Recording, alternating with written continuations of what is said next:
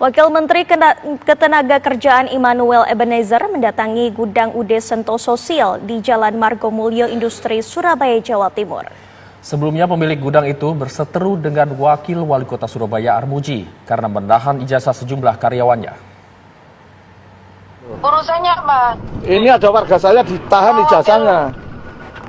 Mau wakil wali kota, mau apa? Sampean kalau ada keluhan ke polisi aja. Kamu warga Surabaya apa warga luar negeri ngomong gitu itu? Saya nggak kenal sampean, Sampean yang punya perusahaan ya? Iya. Sampean penipuan. Saya nggak kenal sampean ya, sorry ya. Nipu mati. Siapa saya nggak kenal, sorry. Usai Wakil Wali Kota Surabaya, Armuji, berseteru dengan pemilik gudang UD Sentosa Sil dan dilarang masuk, kini giliran Wakil Menteri Tenaga Kerja Immanuel Ebenezer mendatangi gudang tersebut. Sidak Wamenakar itu juga bersama rombongan Wakil Wali Kota Surabaya dan tim Polresta Surabaya.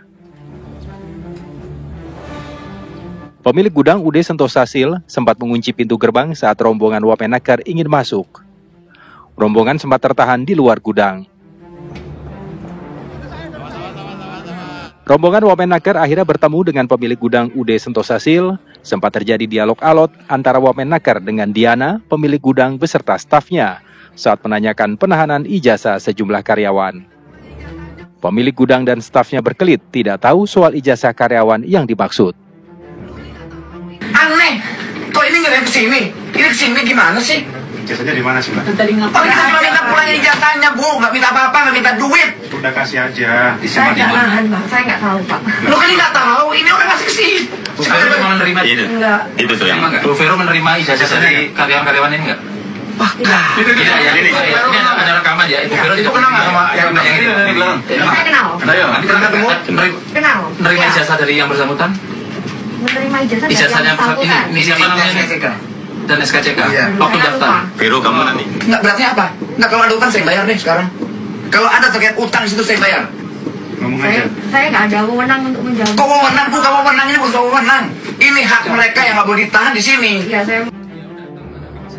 Wakil Menteri Tenaga Kerja melihat ada yang janggal dari sikap pemilik gudang Sentosa Sil itu. Perusahaan yang menahan ijazah karyawan harus ditindak. Ya, banyak hal-hal yang janggal ya.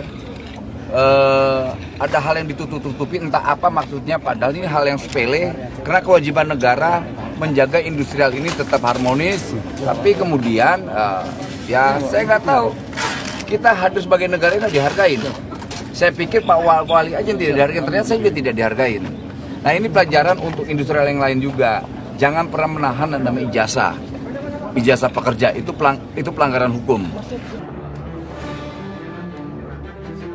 Disnaker Jawa Timur melaporkan kasus penahanan 31 ijazah karyawan gudang UD Sentosa Sil ke polisi. Dari Surabaya, Jawa Timur, Zainal Azhari, TV One mengabarkan.